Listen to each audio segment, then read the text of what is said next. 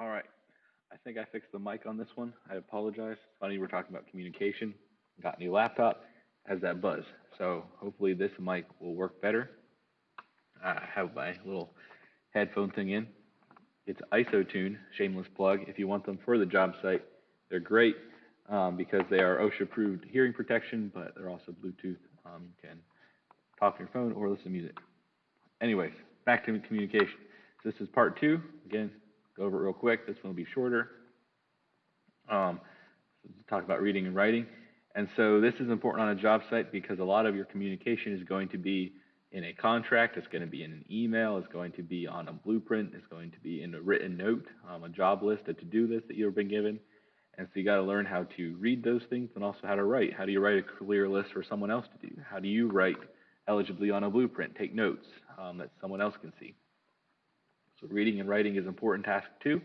A lot of construction is, yes, you're communicating verbally, but there's a whole lot of stuff you're going to have to read and have to be able to read directions. That's a big one. And so reading on a job, your code book, if you're an electrician, plumber, even carpenter, you have to learn how to read codes. What are the heights you need? What are these things you need? Handrails, all kinds of stuff. So you have to be able to read a code book. That's a common thing you're going to have to read usually, regularly. Other things, safety instructions, drawings, signs, labels, work orders, these different things. You have to read these communications. They're going to be coming in all the time. Your permits, on what you're allowed to do, what you're not allowed to do. There's a lot of job-related documents.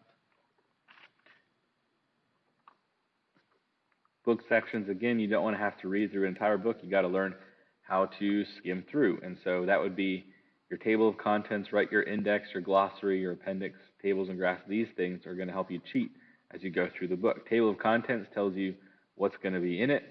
Your index is a way in the back to kind of find things. Glossary is definitions, a little dictionary. Appendixes are extra things on the ends, tables and graphs. But these things help you find your way through a book so you don't have to sit there and read every single page. Reading tips, again, this is basic generic, but you're just going to avoid distractions, take notes, highlight things that are important so you can find them again really fast. Imagine yourself performing a task while you're reading it, so imagine yourself there. If it's a boring thing like job site stuff, be visualizing you doing it as you're going through. Same thing if you're reading an exciting adventure book. You're going to visualize yourself in the story, right? That's what makes it fun, reading fun, because you can put yourself in all kinds of different worlds. Fonts, this is generic stuff, but Times New Roman's pretty well generic font for everyone to use. There's Arial, there's Serif, but Times New Roman is pretty generic. Again, seeing more. Some stuff is harder to read, but these are comic ones, comic book stuff, Comic Sans stuff. When you're writing an important document, right, you want to proofread. You got your rough drafts and pre-writing. So this is your making your list of things you're going to be thinking about. Take your little notes. What are you going to actually write? Write a rough draft. Then you proofread it to make sure there's any errors. Generic again. And this is important though when you're writing emails, right? You got to make sure you proofread these. These are sending them to adults. You're sending them out to the world. This is business stuff lots of times, or maybe to a client. You need to make sure you're communicate very clearly so there's no errors just because you said something wrong. And so here's an example of an email talking about paint and different things, but you want to make sure you're communicating well. I catch myself because I'm so used to, if I'm using my phone, I'm texting, right? And so I'm using emojis, I'm using shortened words instead of writing things out fully. I'm not punctuating right. And so I catch myself when I go to send a school email.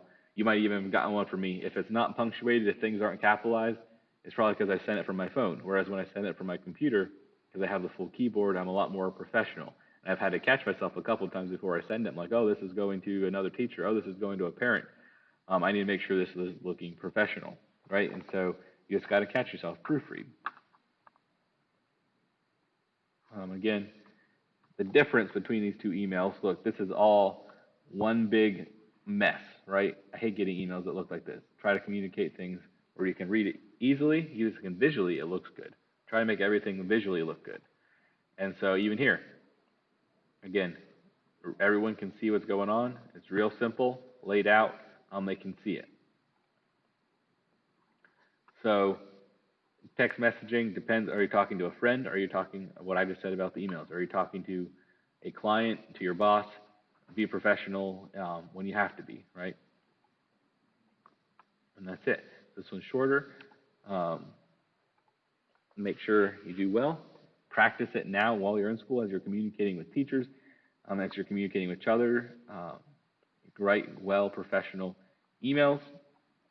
Just communicate clearly, and you'll be set up for your future.